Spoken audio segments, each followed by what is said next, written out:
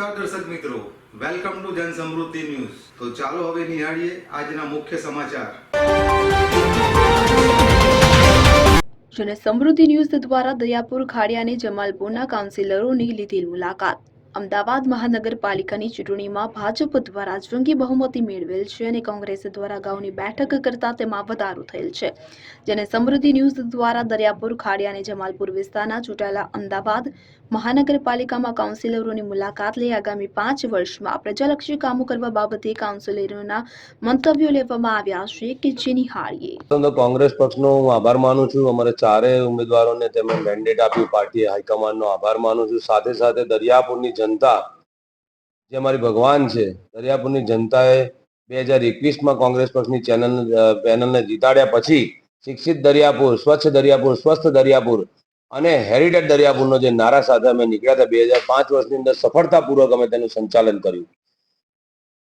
ભારતીય જનતા પાર્ટીની નિષ્ફળતા અને અધિકારીઓની અણઆવડતના કારણે સમગ્ર કોટ વિસ્તારમાં અને ખાસ કરીને દરિયાપુરમાં તેમની નિષ્ફળતાઓ જે પુરવાર થઈ તેની સામે અમે સંઘર્ષ કરીને, લડાઈ કરીને અને અમદાવાદ મ્યુનિસિપલ કોર્પોરેશનમાંથી હેરિટેજની પણ જાળવણી કરીને અનેક વિકાસના કામો કર્યા।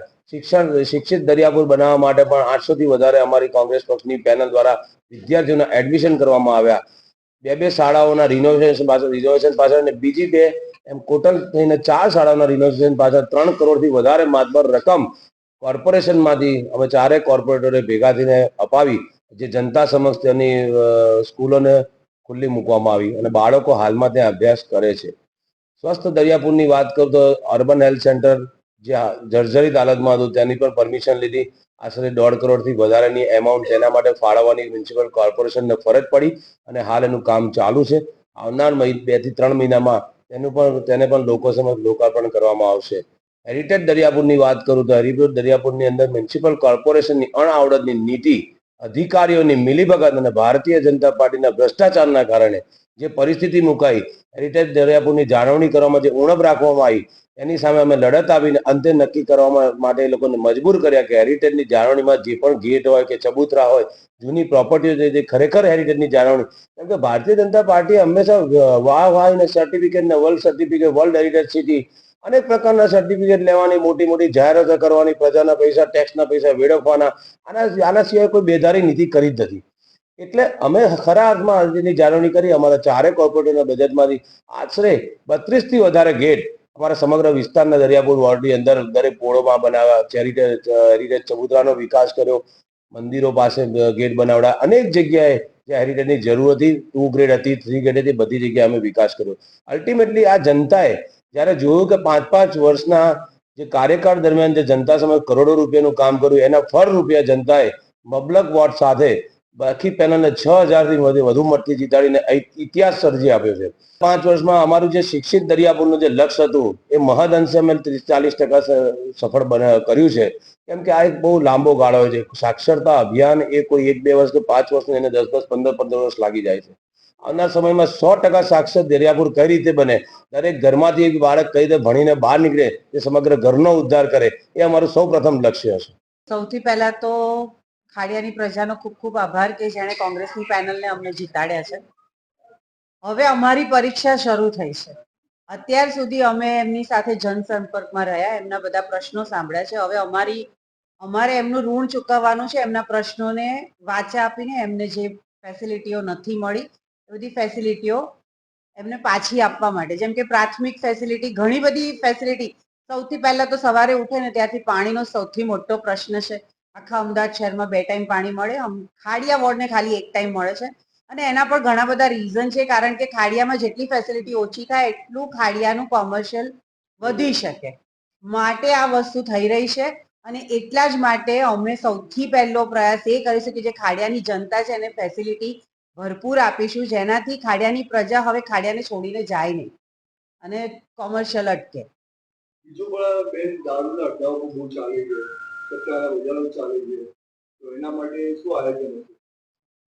જેમ જેમ પ્રશ્નો આવતા જશે તેમ તેમ અમે એને હલ પણ કરતા જઈશું। કોઈ પણ જગ્યાએ જે કંઈ પણ ખોટું ચાલી રહ્યું છે, અત્યાર સુધી જેણે પણ જે કંઈ પણ ચાલી રહ્યું છે એને અમે બંધ કરવા અને એને રોકવા માટે અમારી આખી પેનલ કામે લાગી જ જવાના છીએ। જે પણ તકલીફો પડી રહી છે તકલીફોને દૂર કરવા માટે પ્રયત્નશીલ રહેવાના છે અને કહેવાય ને કે રોજ એક નવું અમારે સ્ટેજ પર ચાલવાનું છે.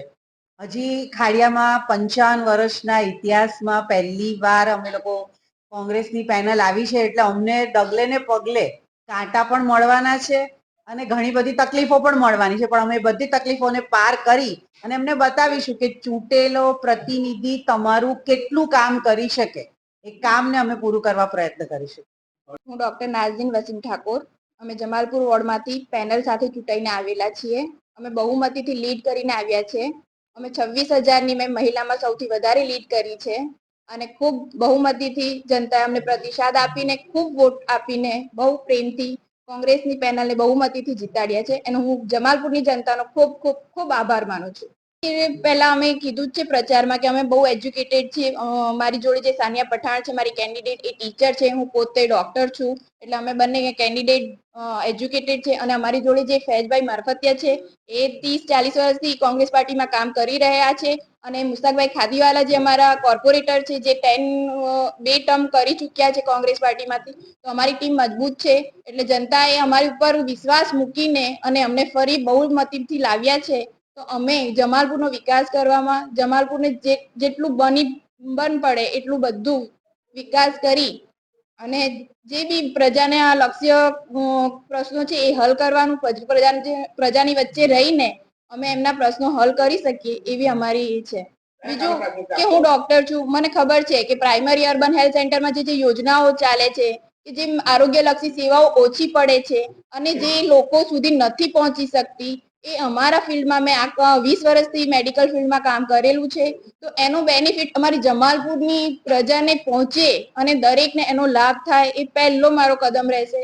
બીજું બેટી બચાવો બેટી પઢાઓનું અભિયાન અમે ટાર્ગેટ રાખીશું. જેવા કે મારા કલીગ્સ સાનિયા પઠાણ છે એ ટીચર છે તો એ એજ્યુકેશન ફિલ્ડમાં છે તો એ બહુમતીથી મહિલાઓને છોકરીઓને એજ્યુકેશન આપી શકે અને વિસ્તારમાં એજ્યુકેશનની લીડ વધે, જેનાથી કે એક છોકરી વધે તો એક કુટુંબ એક સચવાય અને એક સમાજ આગળ વધે અને એનાથી પછી પ્રગતિ વધી શકે.